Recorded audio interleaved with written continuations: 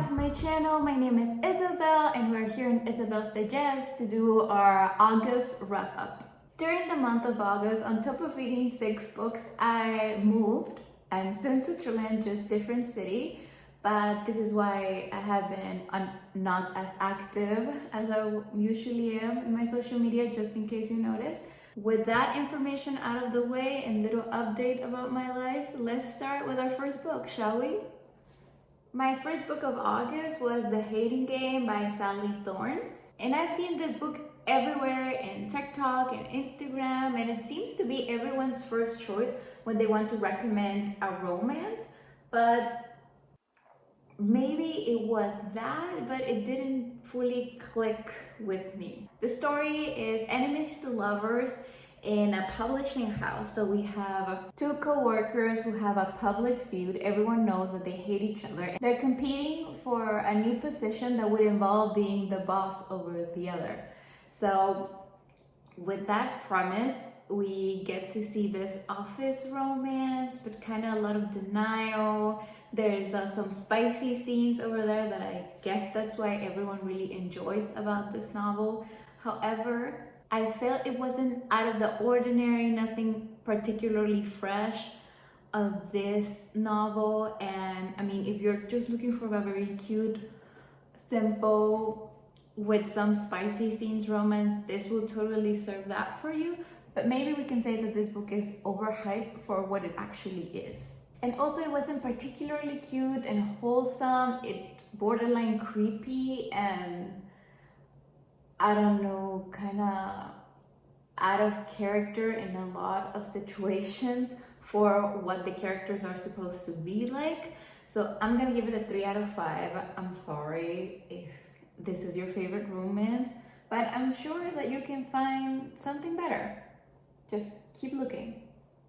Next, I read Red, White, and Royal Blue by Casey McKinston, also extremely popular everywhere on the internet. Everyone seems to really enjoy this book, and even though it's very popular, it never appealed to me until I read One Last Stop by the same author. And you have a full video of me gushing about how gorgeous this book is, and I was really looking forward to reading something similar to One Last Stop again. So I pick up Red, White, and Royal Blue, and it's a very fast read, very cute, very wholesome, even though it's not very realistic. I mean, it could happen, but it's not one of those books that you really need them to be realistic. In this case, it's kind of like escapism kind of read. So this book follows Prince Henry from England and Alex, the son of our first female US president. Yes. They both get entrapped in this PR stunt of faking a friendship for the sake of the British crown and the American elections. And this develops into an actual friendship and actual feelings, and how both are kind of encountering their sexuality, how they're accepting it and coming out to their friends and still trying to be secretive because of their reputations, because they're very diplomatic and specific roles that they both have to play for the wellness of the US and England. I really love this book. The moment I started it, it really is very similar to One Last Stop in the way that the prose is very straightforward, but also very relatable, even though you're not a prince or the son of the president. There's something relatable and real to this escapism. And I think that after the elections of 2016, everyone needs this alternative way of things, like what could have happened if we had a female president? What could have happened if this female president had a Mexican family? And what could happen if someone would come in this high sphere of power, come out as gay or bisexual? And I don't know. I think that it really shows what we need and what we wish we could have as the mainstream of every day. Especially Alex, as being half Mexican, for me, fully Mexican, meant a lot because of all his dreams of really doing good and really setting a name for himself in American politics and just coming out as whoever he wants to be and whomever he wants to be with felt very empowering. And on top of all of that representation, we have a really cute romance. So I would recommend this, for example, completely instead of recommending The Hating Game. It does deliver different things. The reason I rated it 4 out of 5 and not 5 though, like I did with One Last Stop, is that I wish that we would have seen more of the secondary characters. If we were very centered within the main couple, which is fine. However, I think that we had a lot of potential if we would have included the golden trio that surrounds Alex, and maybe a little bit more of Henry's life and his friends and his sister. I felt like something that One Last Stop did really well was that you could pick any character and they were going to be fabulous and real and authentic. And that's something that would have made Red, White, and Royal Blue a 5 out of 5 for me. Moving on, I read Loveless by Alice Oseman, the same author of Heartstopper. That is a series of graphic books that I really enjoy. Loveless is a young adult novel that shines because of their secondary characters, but also because of how original it is. And it's sad that it's original because it means that we don't get to see that much asexual and aromantic representation in novel. That's why it feels like, oh my god, this type of character, I've never seen them before.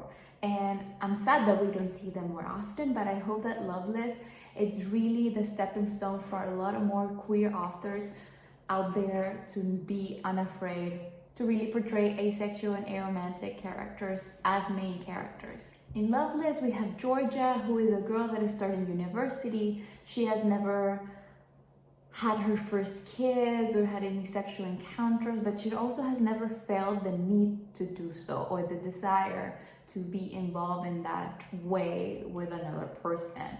And in this first year of uni, she's really looking at herself as, why am I the problem?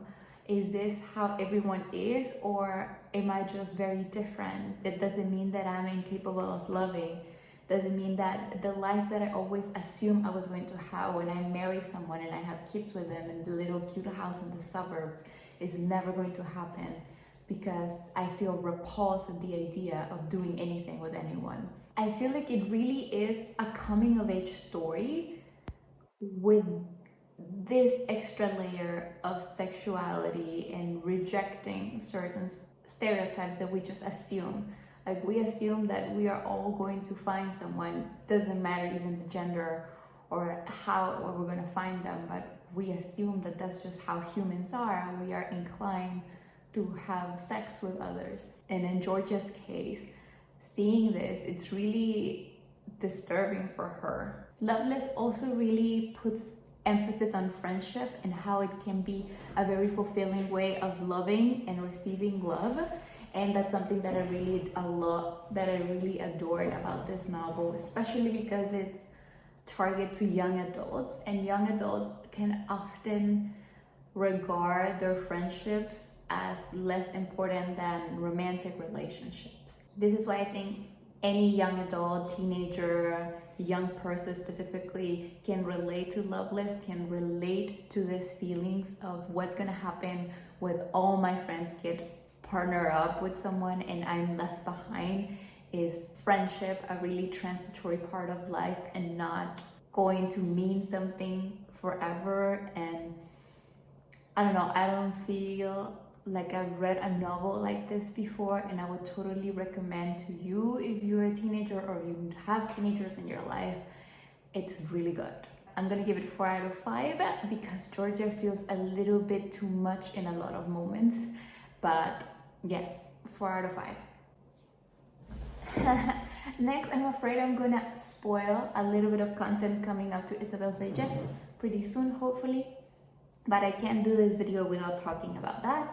So next, I read The Catcher in the Rye by J.D. Salinger. This is the coming of age story for excellence and a classic, and I'm sure that if you grew up in the United States, you probably have read this or pretended that you read it for your English class, but I didn't, and until now, I didn't have to read it, so I pick it up for fun.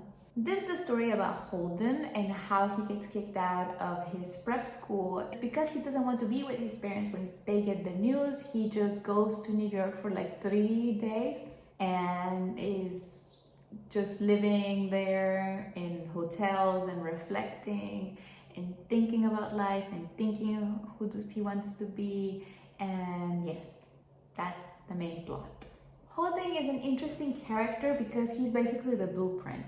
He's the blueprint for any Jess Mariano, Jughead Jones type of characters that you would see in television and in novels for a very long time. And we still see him today everywhere. Holden is this guy who doesn't want to conform to the nuclear family, to the traditional expectations that his family has on him. His family is very wealthy, as far as I could see, and they're very traditional. So he spends all this time talking about how everyone is a phony, how everyone is fake, how he doesn't want to conform to people. He's this anarchist guy. He's also a teenager, so we have a lot of teenage angst and this feeling of negativity about the world. I appreciate the social criticism that Holden gives about his society because a lot of it resonates with our society today, and how the novel objectively portrays the collective switch in mindset from the people who were living in the 1940s and then were affected by the war, and those people had kids in the 50s, and after World War II they have to come to terms to, are we coming back to the happy housewife husband with a blue-collar job that we have envisioned as happiness and success, or the counterculture that was starting, that was rejecting this type of values, just the type of person that Holden is, and that really blossomed into the 60s and the 70s countercultures that we encounter, like the hippies movement and the anarchist movement. Holden is really afraid of becoming a phony, and he is talented. He clearly is smart, and as we would say now, he is a very woke person. Nevertheless, for me, he also comes as very privileged, very whiny, and very non-self-aware of his own whininess and how good he has it. And there's also a lot of, misogyny and homophobia in this book. And just Holden's problems and his internal monologue are very entitled due to his privileged life, due to his lack of humbleness. But I try not to judge him too harshly because A, he's a teenager, and B, this is a novel from the 1950s. Like, I can't ask too much from there, but when you read it, you can clearly feel this was written by a man for other men. And those are novels that I don't typically enjoy a lot. Therefore, I'm going to give it a 3 out of 5 because I do appreciate the social criticism, that it is a classic, that maybe a lot of people have felt related to it, but it's just not the book for me. Following the same line, I read Moby Dick by Herman Melville, another American classic from 1951. I wonder how did that happen, right? This is another book, like Catcher in the Rye, that I look at it and I think, written by a man, for other men. If you know what I mean. Maybe I'm just, I don't know, very biased. Could be.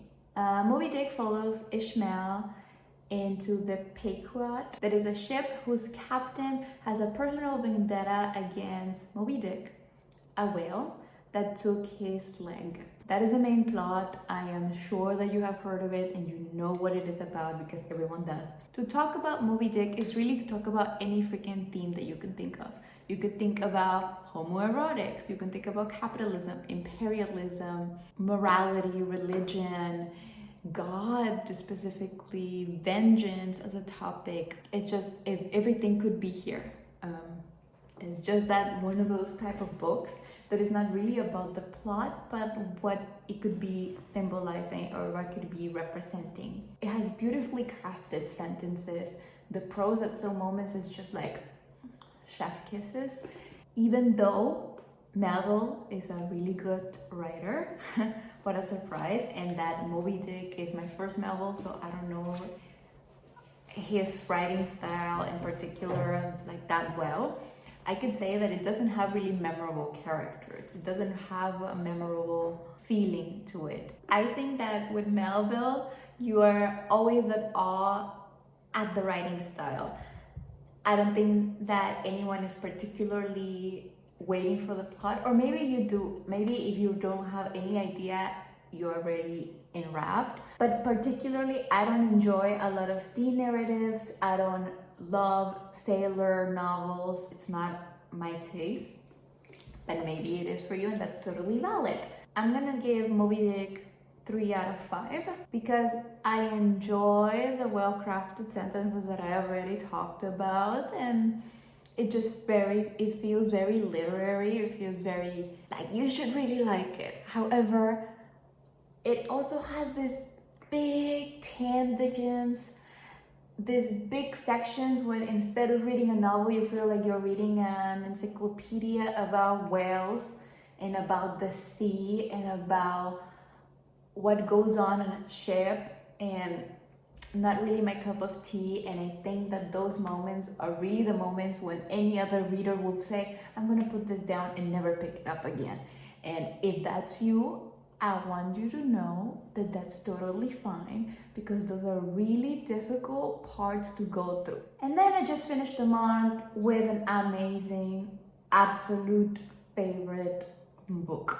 I read Crying in H Mart by Michelle Sonner. This is a memoir about Michelle's grief surrounding her mother's cancer and afterward her death. Fun fact, actually, I know Michelle. I've talked to Michelle and I've seen her perform with her band Japanese Breakfast because they were the opening act for our Belle and Sebastian's tour in San Diego, and I saw them perform. I bought a sweatshirt from her and I talked to her. I told her that I really like her songs and she is the cutest person alive. Honestly, who would have thought that I was going to be crying in my new apartment years later because I was reading her memoir?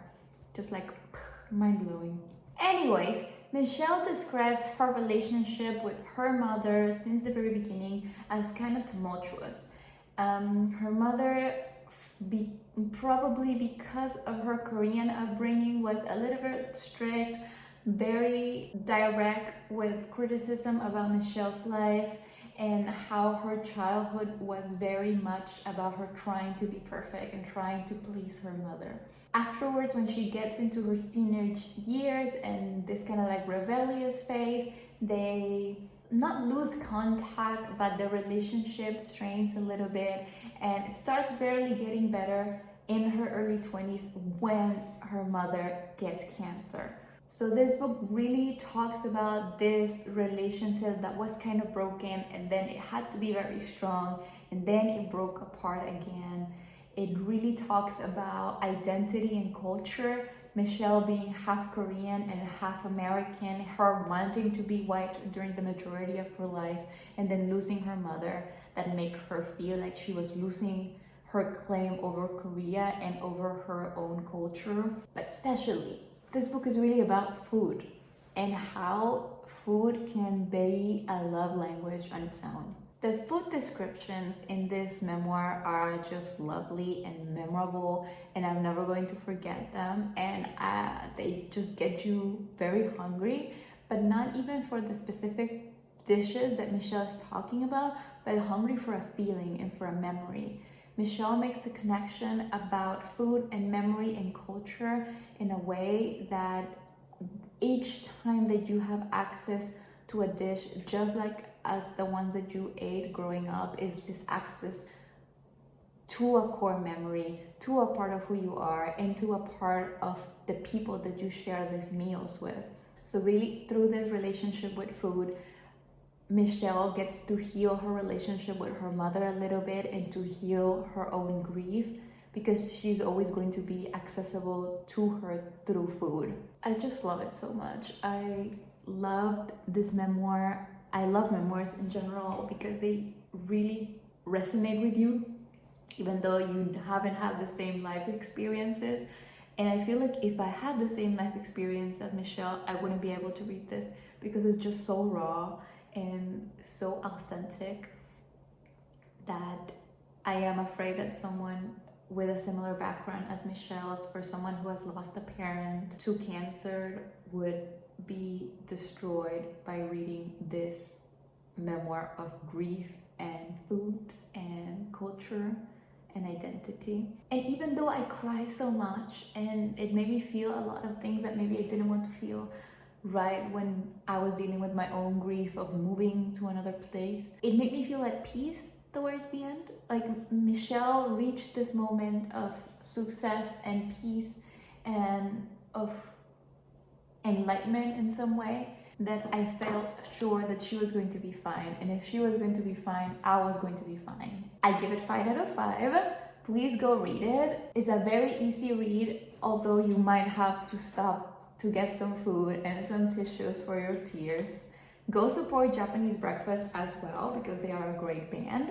And after reading the memoir, you're gonna see how Michelle honors her mom with a lot of her songs. This is an amazing book. They have an amazing band. And yeah, that's a music recommendation and a book recommendation from me. And that's it. Those are the 6 books I read during the month of August 2021. I hope you enjoyed them. We have non-fiction memoir, which is always a beloved genre of mine. We have American classics, which are probably not a very beloved genre of mine now that I think about it. We have spicy romance, cute romance, queer literature, and just overall something for everyone. I hope you enjoy these recommendations. Add them to your TBR, give them to a friend in need, and that will be all for me. Thanks for watching. I'm Isabel, keep reading, and when you're not, follow me on all my social media, link down below, and I will be seeing you next week. Bye! You just said female? See, man at sea. You said female. No, I didn't say seaman, I said seaman. Yeah, female. But it's not my fault that it's the same fucking thing. I meant men at sea. How do you say that? Sailors? Sailors, yeah.